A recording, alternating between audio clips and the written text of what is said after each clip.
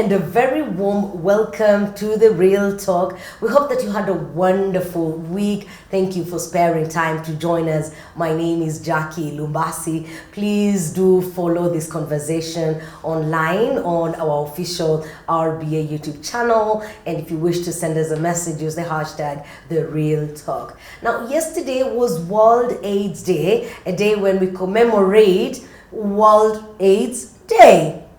Do I need to expound on that? I doubt it. But here's the thing.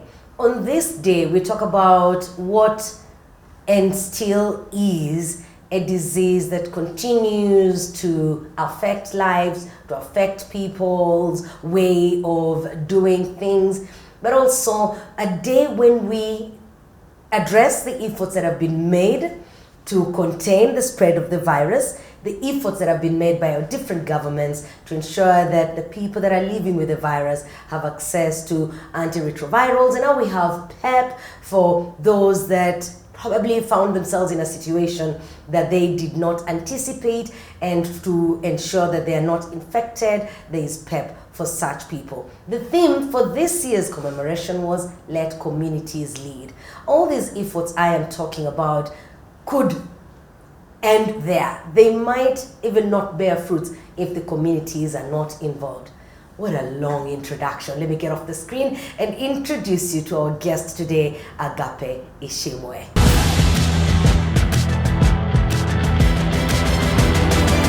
Agape, it is such a pleasure to sit here with you. It's such a pleasure. Thanks for having me. How have you been? I've been well. I've been good. I've been, good. Wonderful. You're an artist. Yes. An artist without the E. What do you do? Tell us what you do. Yes. So I'm a visual artist. I do painting. I do drawing, of course, photography, videography. Yeah. I'm also an art teacher.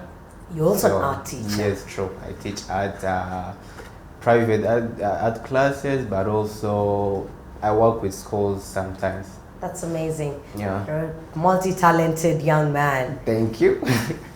Let us go back to your childhood. Where were you born? What sort of upbringing did you have? If you don't mind, tell us a little bit about your family. Agape. Yes. So, So I was born in 1999. I was born in Goma, Congo. So, growing up, I mean, I was a normal child. I was the last born until my younger sister came. Yeah. So for how long were you a last born? For 13 years, around there. You enjoyed the perks that come with being a last born. I did. Even now, I still find it hard to not call myself a last born because it's. Oh, yeah, no, 13 years is quite long. True. And between me and my next sister, there's a gap like for 5 years. I was really the last one. Yeah. So, the one before you. 5 years before. The 5 year gap is between you and the one you follow. Yes, and the one I follow. And then the one who follows you. There's 13 years. That is 13 years, yes. Yeah. That's quite long. Yeah. Yeah, so how were you raised as a last born? Were you spoiled? Everyone looking after you? Yeah. Sadly, yeah. No, that's a good thing. Yeah, but also, there's this thing that comes with being the last born. There's yes, you're being spoiled, but again, there are things that you would want to do with your sisters and your brothers, but you cannot. Some movies you can't watch. All that stuff. So it used to annoy me. You missed that, huh? Yeah. Was yours closely knit family? Would you do activities together, go to church together, have meals together around the table, or would everyone eat from their room? Different family settings. African families, you eat together, you pray together, everything has to be together. So, it was that kind of family. Yeah, we'll pray together every evening. The whole family would wait for if there was one missing, we'd wait for him. Wow. Yeah, so it was that kind of a family. So we were really close, and that's admirable. True. And then going to school, did you start your school in Congo, or had you come back to Rwanda? Yes, no. So I was born in Congo, but then 2 years or 1 year after I was born, we came back to Rwanda.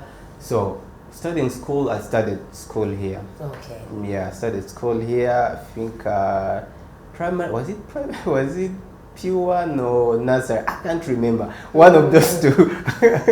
One of those two. Yeah. Yeah, and then yeah. So I was, of course, as the last born, I was the last one to go to school, and I've been really dying to go to school. So I can still remember that day, by the way. And you remember the day you went to school? And the whole outfit that I was wearing. No, can you describe that day for us? Yes. And your uniform? Yeah, no, it wasn't actually a uniform because, you know, I was still new, so by then I didn't have a uniform. So I was wearing this black shirt.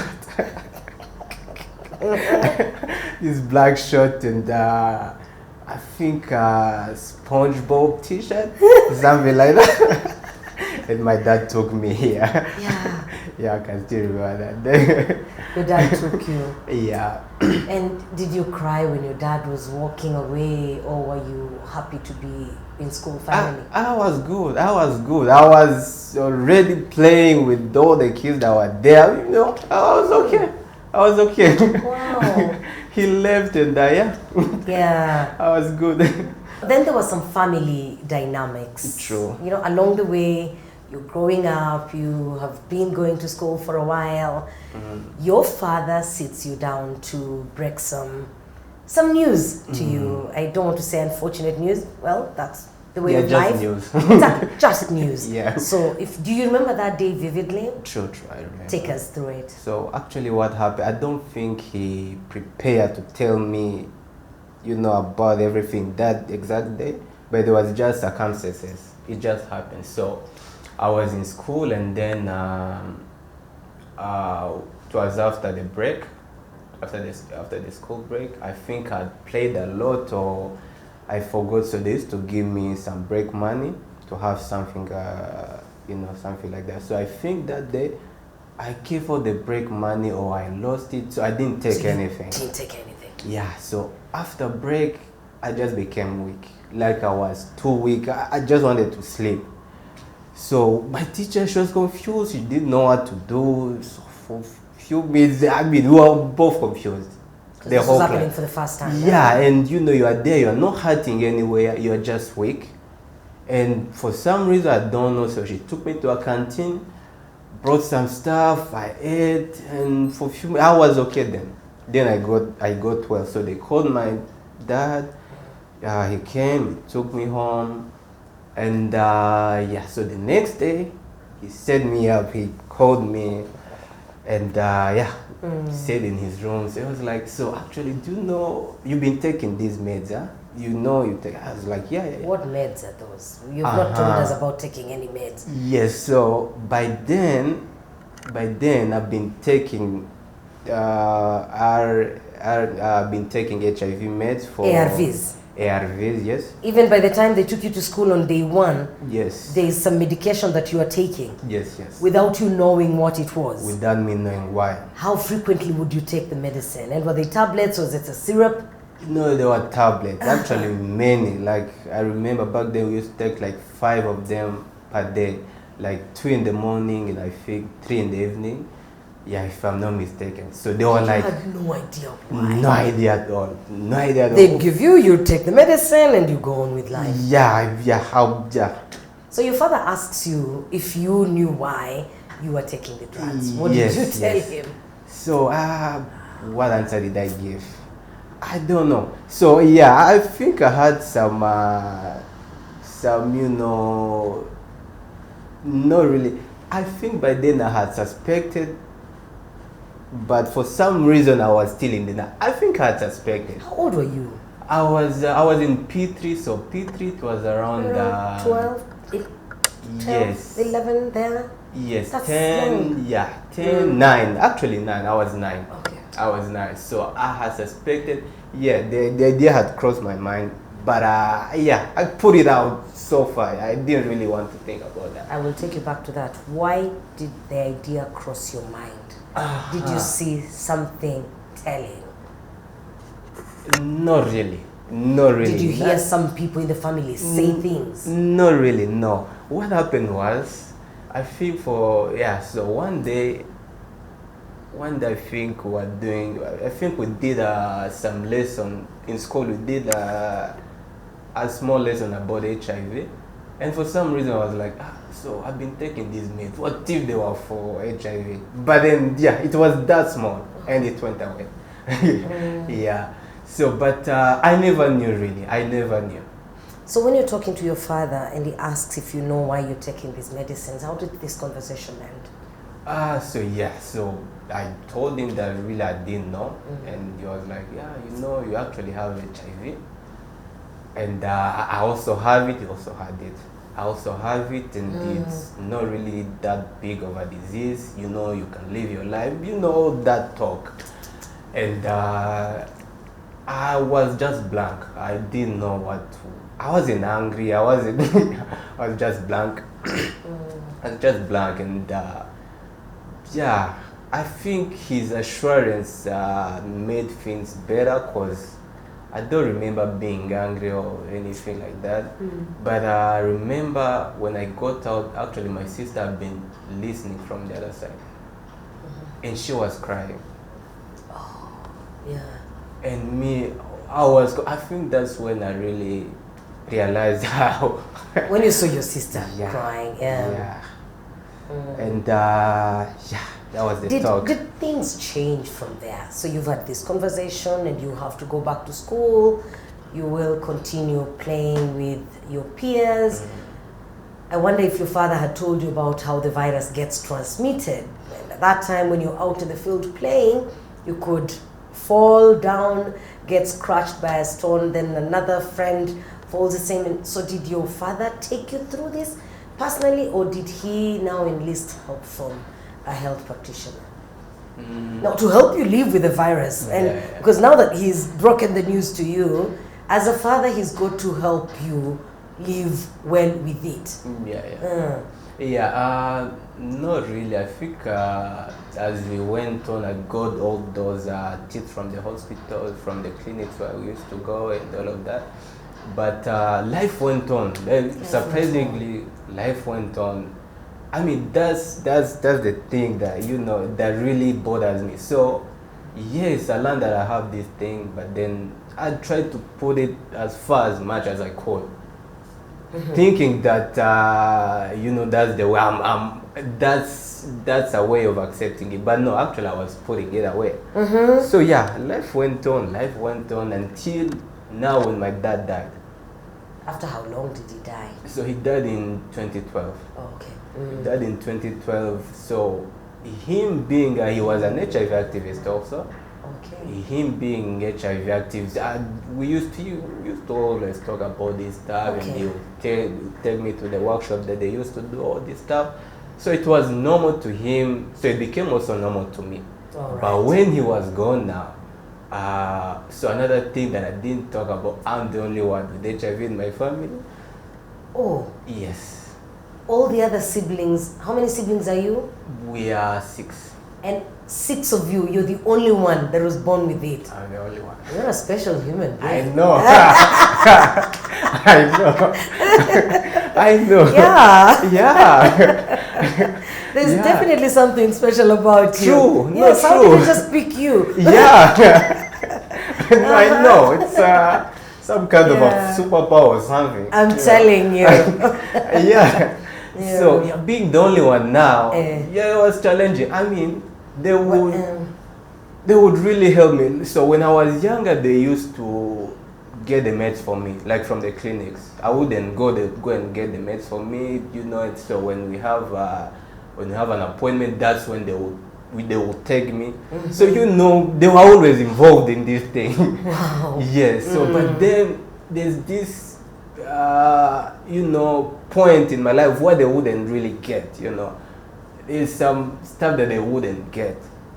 So so that's when it became really hard. I mean, sometimes I would just stop to take my meds. I remember for 2 months, I think I stopped for 2 months.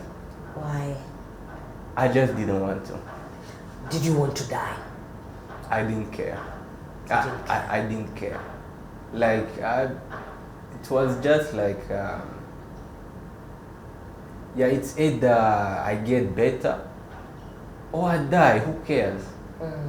Yeah, I just didn't care, you know, because either way, nobody would accept me the way I am. So I'd rather... What made you think that? Agape, you already had a family that was so caring, Yes. a family that had accepted you. Were you now beginning to think of the outside world? Yes, so... And that made you a bit apprehensive. Yeah, so I think as I grow, you start going out of your family, you're meeting new people, you're going to school and stuff. And you realize that actually, without even them telling you, you realize that actually the society is not welcome. It's not welcoming. They don't really want you or anything to do with you. So what you do, you try to fit in as much as you can, and the only way to fit in, to be there, it's as a negative person, as an HIV negative person. And you try as much as you positive. can. Yet you're positive. You're positive, but society is forcing you. View. Society wants a negative view. Yeah.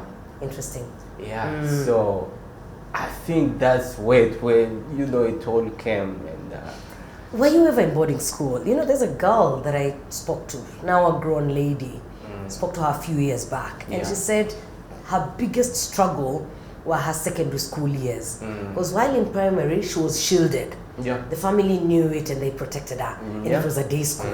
When she went to boarding school, first she was not ready to open up about her status, and yet she had daily medicine to take on a daily basis. Yeah. And it strained her, hiding her status from her friends. Oh yeah. Did you face that? Yeah, thanks for that. That's the point where I really wanted to hit on. Yeah, Tell us your experience. I did go to boarding. I went to boarding, and I was in boarding. So, and sometime I used to spend the whole day thinking where I would take my medicine from. My God. Yeah. Where am I taking them this time? And also keeping them. It's an issue because when you're in boarding, I mean, everybody and everyone will come in your suitcase. It's just your suitcase, yeah. Yeah, as long as it's your friends. So why do you keep them? Exactly. No. And it was also a very suspicious time. People see tablets that they don't recognize, pink ones, blue ones. They start whispering. Oh yeah. So have you seen so swallow those blue tabs? Oh yeah. I was told something about them. Yeah. No, I remember there's a friend who used to. I'm sure now he's laughing, he's watching. He's watching the program. Yeah, because he used to. I mean, we're friends. We're really close friends. So somehow, somewhere, even if as much as you I want to hide them, you will find me taking them or something, and you will joke, and you'll joke like, isn't it? ARVs. I'll be like, imagine if they were ARVs. They look like, and you will laugh about it. And yeah. Oh my God.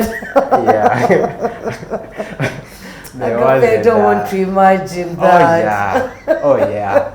And sometimes you hide in the bathrooms. That was a nightmare. That was a nightmare. Yeah. Would you describe that as the toughest period? One of the toughest periods. Okay, we're going to take a break. When we come back, then you will tell us about the first time you opened up about your status. Who did you talk to? How was their reaction? But how did you feel after doing that? We're glad you're with us on The Real Talk. Thank you so much for listening to Agape's story. I love this young man. Very good attitude. The reason we're having this conversation on HIV and AIDS is because yesterday was World AIDS Day and the theme was let communities lead. So we might be making efforts to fight the spread of the HIV virus, but it cannot be won. That battle cannot be won without the community getting fully involved. If you have any thoughts, please send that to us online. The hashtag is The Real Talk. We will be back. We're coming to you from Mythos Boutique Hotel in Kiovu.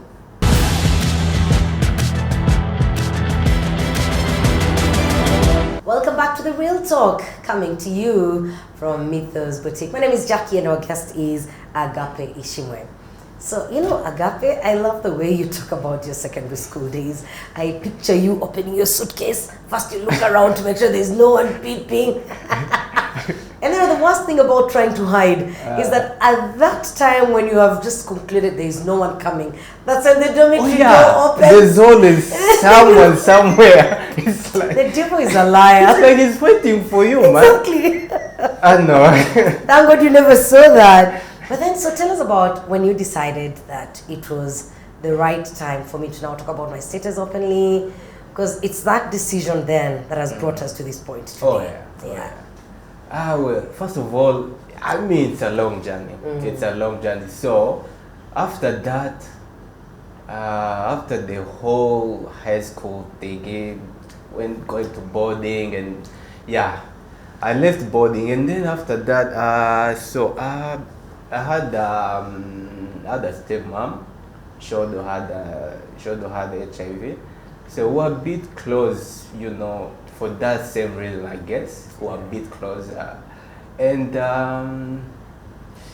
she died. So how she died is she stopped taking her meds. She stopped taking her meds, and we didn't know. None of us knew. You didn't know she had stopped? No, we didn't know.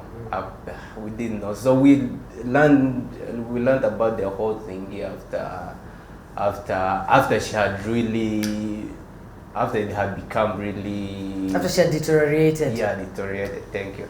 And that really broke my heart. I mean, I was officially the last survivor.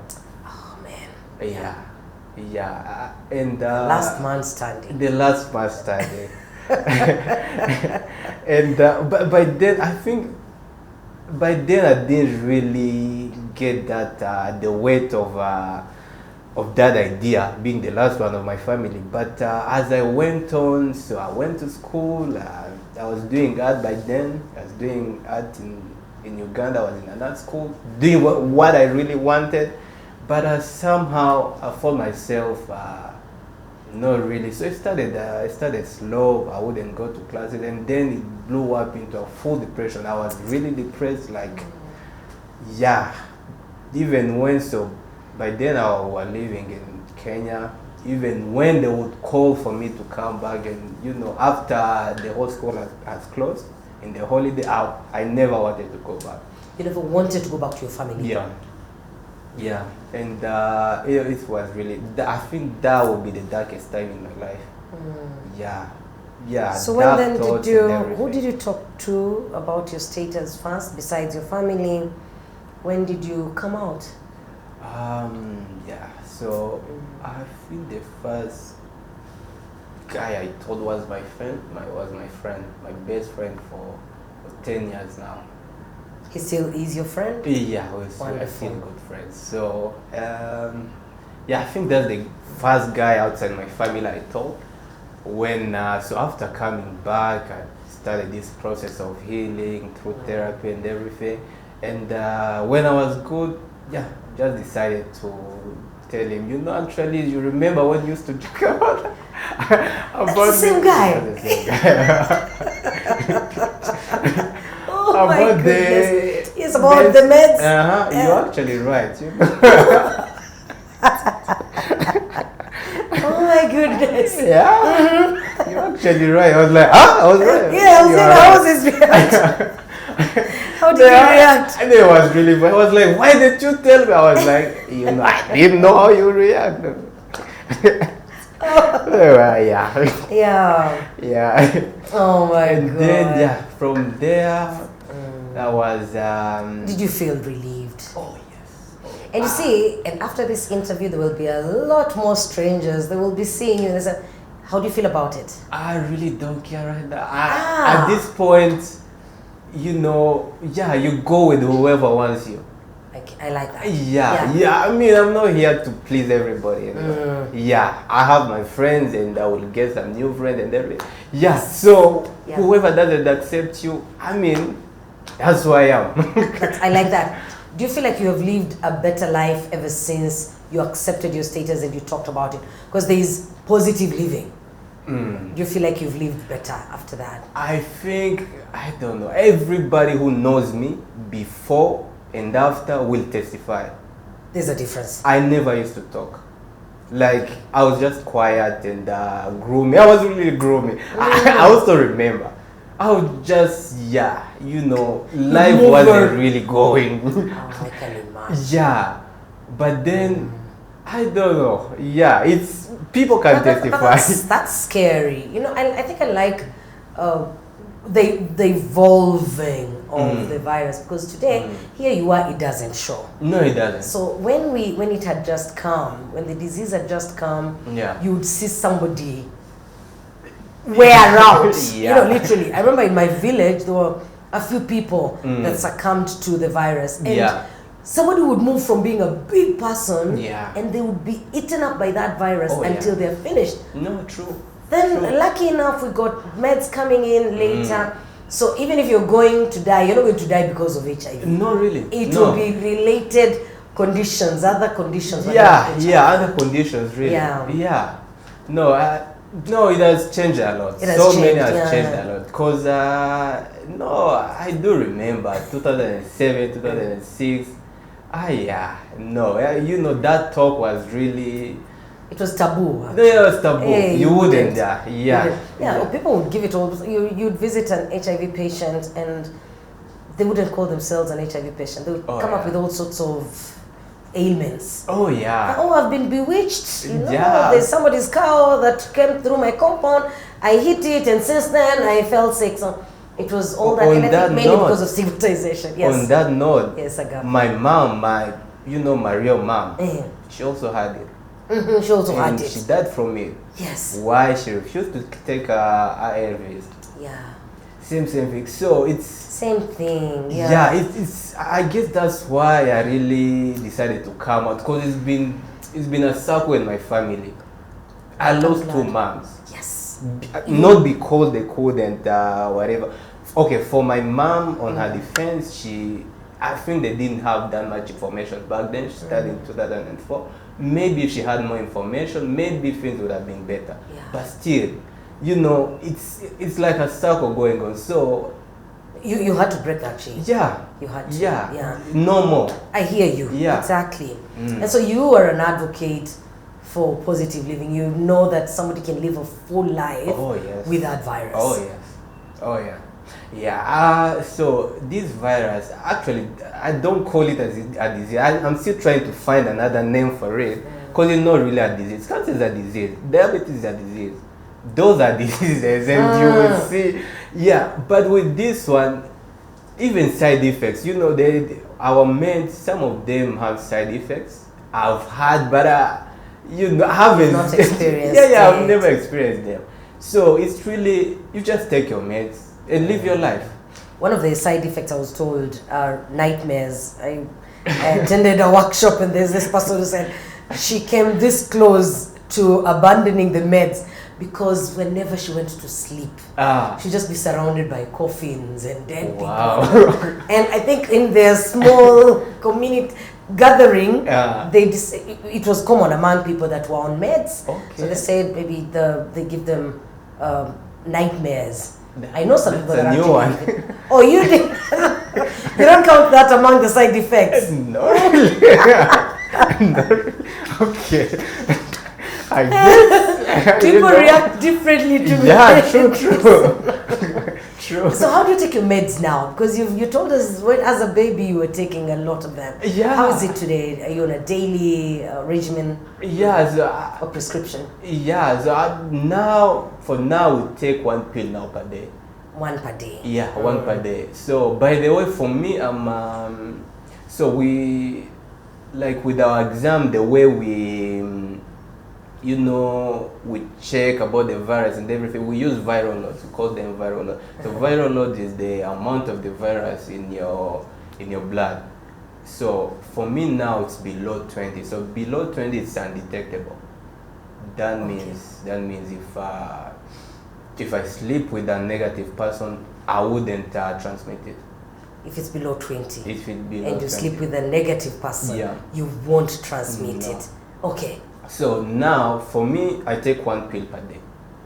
Yeah, 1 pill per day, and yeah, from 5 pills. From 5 pills to 1? to 1. This is easy. No, no, now with the nightmare, I think my nightmares would have been, waking up at 6 to take the meds. That was a nightmare. Oh gosh. With my brother who used to wake me up. To make sure you take the meds. At 6.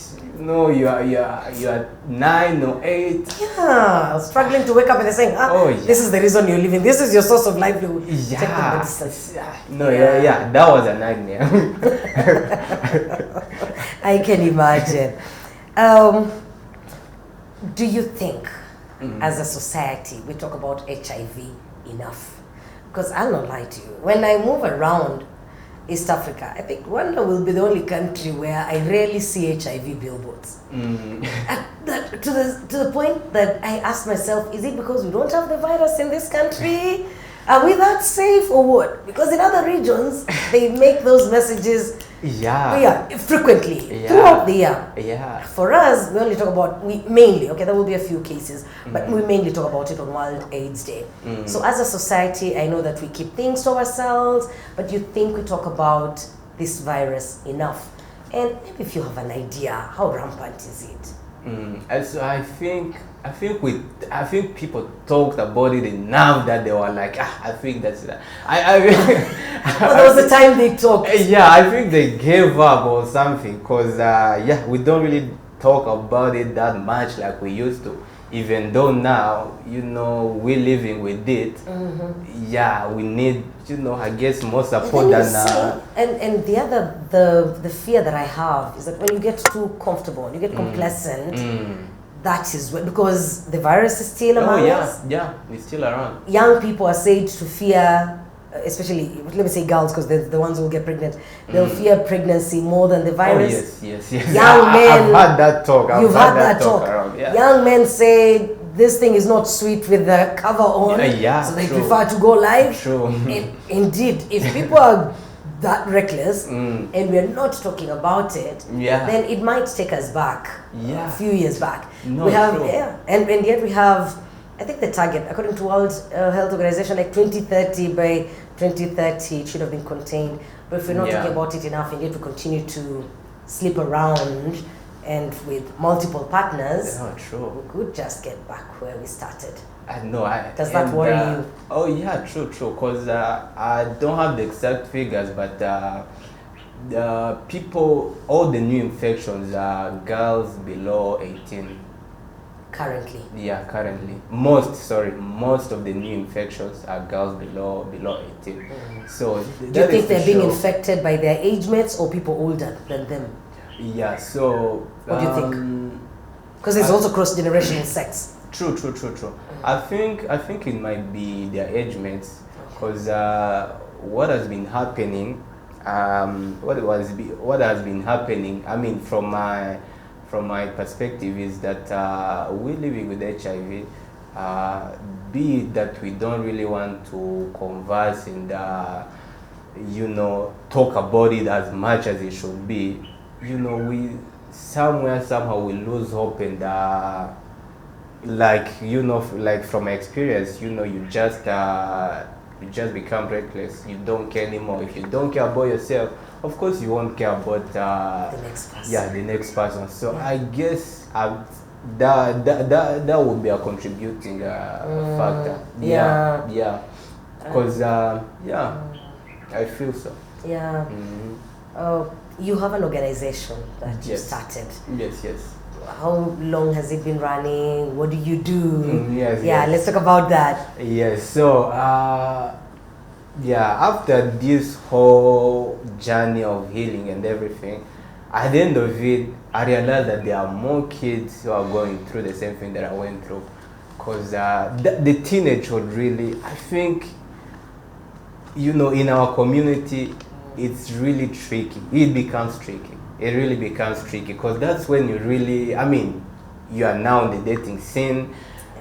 You're trying to navigate it and your friends and everything. So without that foundation of knowing that you are also a person and you can do, it becomes tricky. I've had so many. So after starting this organization, of course, I met many parents who who also have experiences of their kids, stopping the men and everything, and there's not much they can do because a teenager, I mean, he's kind of a grown up.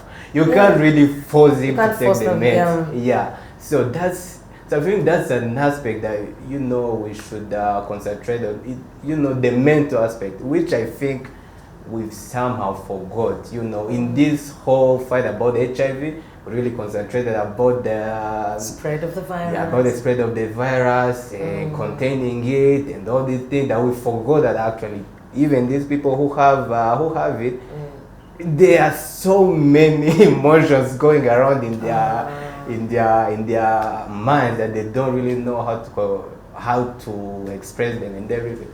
So what do you think should be our approach to that? So what are you doing with the organization specifically? Yes. So the organization is called Ubugeni Bwomora, which translates to Art That Heals. So yes, translates to Art That Heals. Okay, art. Yeah. So being an artist, okay, let me quote the Bible. So when God called Moses, he asked him, "What do you have?" So he had a stick. He didn't have a sword or anything, and God used that thing that he had. So the same thing when I started I'm an artist. So and all through that journey of healing, I've seen how art has been really a pillar, because art being the same thing as singing. Like when you're in a church, not all of us have good voice of singing and everything, but somehow you will find yourself singing and expressing the emotions. Yes. So that's the same thing with art. You don't really know how to draw anything as long as you can apply the paint.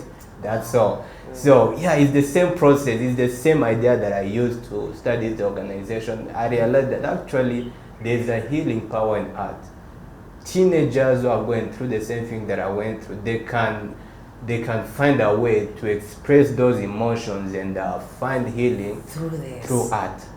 So that's how we started. So we started in September, but it's still a pilot.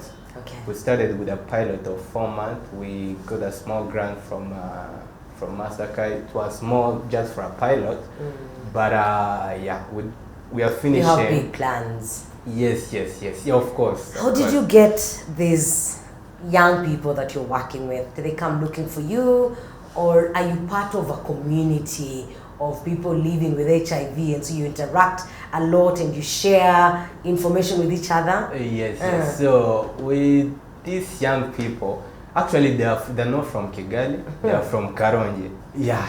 So with this one, so your pilot is in Karongi. Yes. So reason why is people, many initiatives that start, they stay in the city in Kigali. And I think that's where, in the province, that's where this stigma or this thing of self-hate is still, prevalent. Yes. Yeah, so that's the reason why we started it there. So it was, it's a group of 10 people, 5 girls and 5 boys. They are all, it was 14 to 19 years old. Yeah, and you told me about a boy who came to your school. Yes. But did not know why they were there. Yes. Can you share that story for the benefit of the viewer? Yes. Because you can imagine how many people, and as you've said, out there in the district, live with this virus without that information. Yeah. And how risky that can be. Oh no, true. So this boy came over, how old? He is 14. He's 14 and he came, so we were talking about we were just discussing, discussing about how we should conduct ourselves and everything. And I was like, so I was asking, like, guys, can you remember the first time when you realized that you had HIV? So we were sitting in a circle, we went around, the first guy, second, I even talked, and then the kid, we reached the kid, and he was like, I didn't know. So I was no, I don't know. Like for 5 seconds, like you didn't know that you had it. You don't know. Like yeah. So like so. What do you think we are doing here? Yeah, how did you end up here? Yeah, how did you end up here? It was like, they called me, they told us that there's something that they were talking about, but I didn't know. So now it fell on my shoulder to to give the whole talk. Yes. So yeah, I was like, the good thing, all these young people, they all came. So I started explaining how we all have HIV, you also have it. That's the reason why here and everything. Yeah, HIV. So they also came, with the ideas. It's okay. It was. Must have been heavy. No, it was heavy. It was. You're handling a 14-year-old. Yeah. It oh was. My God. Wow. So I was like. Yeah, but after that I kept calling him. So that's when I really decided that. So we were doing twice in a month. Okay. But I decided to call them at least weekly, each one of them, so that I can really know them. Phone. Yeah. Okay. So yeah, that's what I decided. I was like, actually, I don't know these people, so let's try to communicate and know each other. Know each other better. Yeah. Let's talk about your love life. How vibrant is that area of your life? I rarely ask people about their love life because mine is confused. But you might be in a better place than me. Well, not that far from you, really. Yeah. So. Have you been open to relating with people? Are you specific about what type of person you want? Are you looking for someone who's HIV positive like you, or you do not mind who God brings your way? Shed a bit of light. I don't really mind whichever, since now there are so many preventive measures, that allow us we who are HIV positive to have relationships with people who are negative. It's right now it's easy. Okay. Yeah. But the love life. So I'm talking, with someone, but we're seeing where it goes. Yeah, but in case she's watching. Yeah, we'll see where it goes. Tell her, baby, I love you. She knows that. Agape, you amaze me. So the theme for World AIDS Day this year was Let Communities Lead. Yes. I like that. What you're doing actually involves the community. Yes. Do you think that choice of the theme was perfect for this time of the year? Sure. This period, not just this time of the year, but this period that we're going through? No, it was just perfect. I don't really know how. I guess they were reading my mind because with my collaborator, by the way, Ubugeni Bwomora, it's a collaboration between me and Mastercard scholar called Joyeux Senga. We started this whole thing, so that's the reason we started it. So I had the idea and how wanting to help, and realizing that actually for the change to happen, it has to come from the community. Yes. Yeah, I think we are done with those days of Muzungu coming with a jeep and the answers and the food and everything. The answer is in the boot of that jeep. Yeah. We now have to go for homegrown solutions. True. I mean, at the end of the day, we know what issues are in our communities. Yeah. So it's just perfect for us to be the one to come up with the solutions. Exactly. Be the change that we want to see. Be the change that we want to see. It's beautiful. When we come back, we look at your 6 Qs. Yeah. This is The Real Talk, an amazing conversation. We will be back in a bit.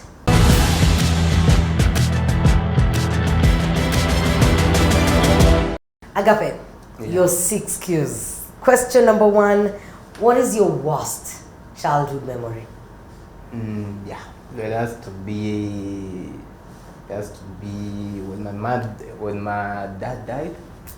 Yeah, that would be. Yeah, That would be the worst. Yeah, he was It's sick changed for long, but I really never expected. You know, there are these people who you feel like they're invincible or something like that. You know that he's sick. You can see how weak he is, but you still don't expect him to pass on. So that was a shock. Yeah. Okay, then what would be the best memory? What childhood memory makes you smile? Yeah. So that would have to be. Oh yeah, no, there are many. There are many. I'm trying. You're trying to find the best. Okay, just give us any one of them. Yeah. So I think my sister's wedding. Oh. My eldest sister. Yeah, she. That's the one who lives in Kenya, eh? Yes. Yeah, it was. It was Were you a good page and boy? bitter also. Yes. Were you the page boy or one of Not the really. groomsmen? Not really. I was just there. An I observer. was just there. I mean, You're there to enjoy the party. bitter as I was, I think I wouldn't have accepted that. Oh. Doing that. But that day I enjoyed really. You enjoyed it. Yeah. Great. One word that describes you. Ambitious. Ambitious. Perfect. Best life advice that you have ever received? Don't be afraid to make mistakes. Oh, that's a good one. And then, what do you want to be your legacy? So my legacy is not really that much. Just to live this world as, not as I found it, better than how I found it. Yeah, that's all. Be it in my community, the HIV plus community, or our Rwandan society in general, just something better, anything, be it a change on one person or two people, or 10 people or 100, as long as there's somebody, who, yeah. Just that. Just Yeah. that. And then, what's your favorite hobby? Football. Football. Yeah. What position do you play? I'm a striker, of course. What team do you play for? They know. They know. Agape, it's been wonderful. It's been wonderful talking to you, and we're aging towards the end of the conversation. Yes. I would love you to. That's your camera, and I want you to speak to two groups of people. Yes. Speak to that person who is HIV positive, Yes. and they just want to be encouraged. Maybe they're at a dark place where you once were, and it could be because they're struggling to hide themselves or wondering how they will come out. Speak to that person. But also speak to a young person that needs to be encouraged to take care of themselves. Yeah. So speak to those two groups of people. Yeah, with my fellow people who are living with HIV, especially young people. First of all, if you are young, probably you are born around early 2000, around there. So if you remember very well, many kids died in those days, and doesn't make sense for us to pass through that, taking 5 pills per day for us to be hiding at this time. No, I think we're past those days. You are past the time of hiding. We are there. I mean, society knows that we're there, even if they don't want to accept it or anything. But they know that we're there. So for us to really be part of this society and really do something in our society, something that might benefit the whole community, is to come out and be as ourselves, as authentic as we can. That's the whole point of this project that I'm doing anyway. So yeah, we really need to be as authentic and be as ourselves as possible. That's the only way we can really move forward as ourselves in our society. I mean, hiding doesn't really do much. It actually put us more behind than we are now. So And with the young people, all I can say is just try. Try many things. Don't bother about failing or anything. I mean, you will fail. 10 things. If you do 10 things in life, 5 will fail. That's just life. But just try. Just try. Keep trying. You don't have a guarantee that will go through, that it will pass, but try. The only work that you have is to try. Just try. Whatever else is not, it's not up to you. God will do the rest, or whoever you believe in. That's good. Thank you for that, Agape. Give us your website in case there's somebody who wants to pay you a visit. Yes, they're looking for more information. Where do they go? Yes, so the website is ubugenibwomora.org. Yeah. So ubugenibwomora.org. That's the website of the project, but also you can find my work from there. Yeah. Wonderful. And, yeah. It's been such a pleasure talking to you. Thank you. Same. Thank you. Thank you for making time for this conversation. Thank you also. That was our guest, Agape Ishimwe. I have enjoyed myself. Really, really wonderful seeing a young man that is living a full life in spite of the condition that he was born with. And that just goes to show that there's nothing in this world that can put you down if you decide that it will not put you down. It's all in our mind, it's all in our attitude towards life. My name is Jackie Lumbasi. We do hope to see you again next week. Don't forget to visit Mythos Boutique Hotel in Kiyovu. But don't you forget to share the link to this conversation that is also on YouTube, our official RBA YouTube channel. Share it with your friends. Let me have as many people as possible getting this message. God bless you.